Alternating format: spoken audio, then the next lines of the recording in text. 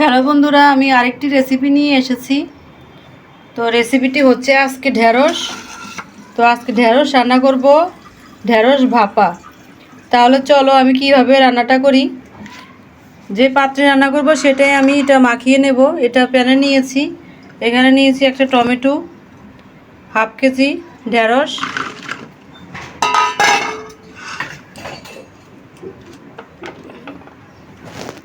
সাদা সর্ষে, কালো সর্ষে বেটে রেখেছিলাম, সর্ষে বাটাটা দিয়ে দেব,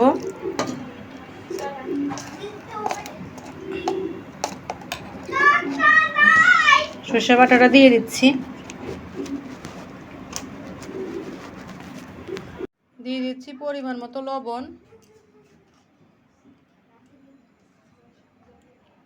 হলুদের গুঁড়ো, একটু মরিচের গুঁড়ো দেব,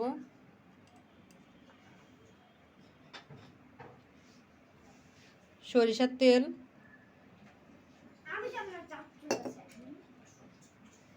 কাঁচামরিচ 1 চামচ, চিনি। ভালো করে এটা মাখিয়ে নেব।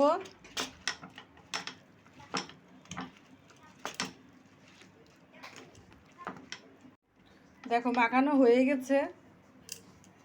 এখন একটু জল দিয়ে দেব। ঢেঁড়সটা সিদ্ধ হতে বেশি সময় লাগে না, তো অল্প একটু জল দিয়ে দিচ্ছি।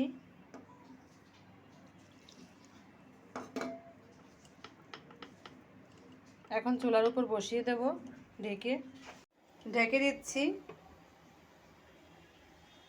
মাঝখানে একটু উঠিয়ে আমি নাড়া দিয়ে দেব ঢেঁড়সটা। চুলার আঁচটা আমি একটু কমিয়ে রেখেছি। মাঝখানে একটু নাড়া দিয়ে দেব।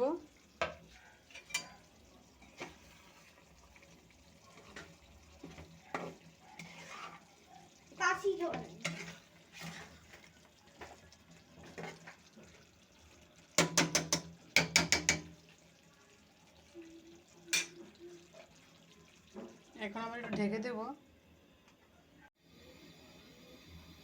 ঢাকনাটা উঠিয়ে নিচ্ছি। দেখো হয়ে গেছে, ঢেঁড়সগুলো সিদ্ধ হয়ে গেছে। তো এখন নামিয়ে নেব। দেখো উপরে তেলও উঠে গেছে, নামিয়ে নেব এখন। দেখো হয়ে গেছে, নামিয়ে ফেলেছি। কত সুন্দর হয়েছে। তো আমার এই ঢেঁড়সের রেসিপিটা তোমাদের যদি দেখে ভালো লাগে তাহলে লাইক, কমেন্ট, সাবস্ক্রাইব করো। আর যারা ফেসবুক থেকে দেখবে তারা ফলো করে দিও। সবাই ভালো থাকো। সামনে আরেকটি রেসিপি নিয়ে আসবো।